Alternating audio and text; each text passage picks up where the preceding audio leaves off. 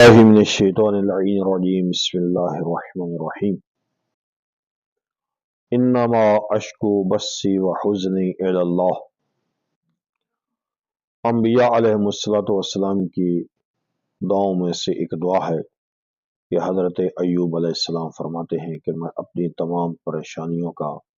اور اپنے تمام تر غموں کا شکوہ کرتا ہوں تو صرف اور صرف خدا کی بارگاہ میں کرتا ہوں، چونکہ وہی اللہ تعالیٰ ہے کہ جو تمام مصیبتوں کو دور کرنے والا اور تمام حاجتوں کا پورا کرنے والا ہے۔ اس لیے ہم نے یہ دعاؤں کا سلسلہ اس لیے شروع کیا ہے کہ یہ آج کل جو ہمارے معاشرے میں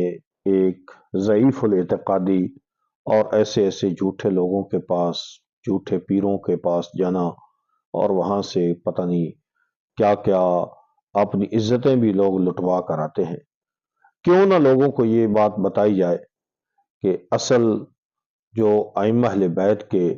اور پیغمبر خدا صلی اللہ علیہ وسلم کی عظیم دعائیں ہیں، ان سے ہر کوئی استفادہ کر سکتا ہے۔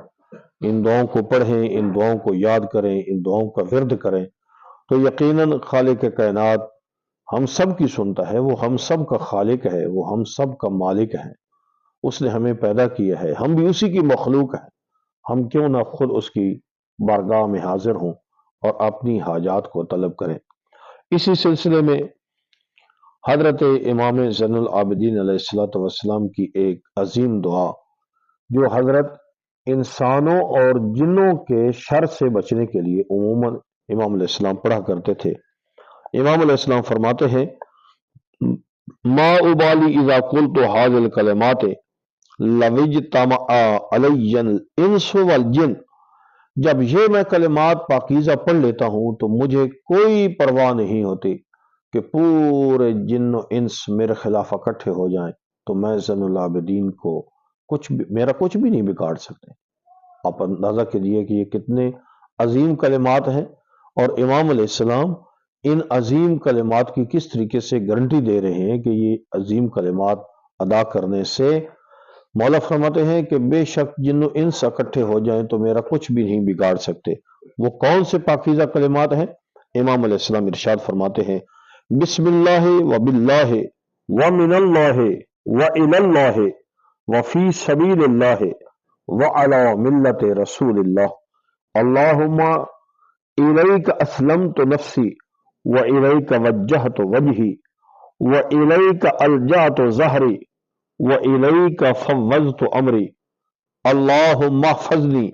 بحفظ الإيمان من بين يدي ومن خلفي وعن يميني وعن شمالي ومن فوقي ومن تحتي ومن قبلي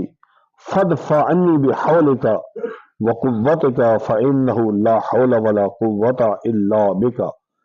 یہ کلمات امام علیہ السلام فرماتے ہیں جس وقت ادا کرو گے تو تمہیں جنوں انس کے شرور سے خالق کائنات محفوظ فرمائے گا۔ اس لیے ہمارے اس پیغام کو دوسروں تک بھی پہنچائیں اور خود بھی ایسی دعاؤں کا ورد ادا کرنے کی کوشش کریں۔